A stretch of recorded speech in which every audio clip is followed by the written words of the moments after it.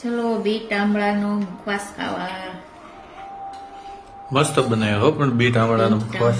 વરિયાળી જો મિત્રો, બીટ આંબળાનો મુખવાસ. મરી, વરિયાળી ને સંસળ ને મીઠું નાખી કમ્પ્લીટ થઈ ગયો. સૂઈ દેવાનું. કેટલો દિવસ રાખવાનો અને સૂકવાનો? ઉકાઈ જાય ત્યાં લગી, પછી તડકે સૂકવીને ભરી લેવાના. સરસ.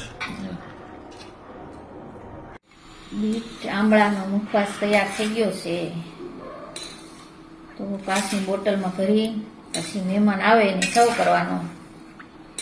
મસ્ત બનાવ્યો પણ તે મુખવાસ. ચલો દોસ્તો, મુખવાસ ખાવા બીટ આંબળાનો. વરિયાળી, સંસળ મુખવાસમાં શું નાખ્યું તે? વરિયાળી, સંસળ, મીઠું, મરી, બીજું બીટ ને મરી, બીટ આંબળા. સરસ. લે, કેવો બન્યો મુખવાસ? મસ્ત સુપર બન્યું. સરસ.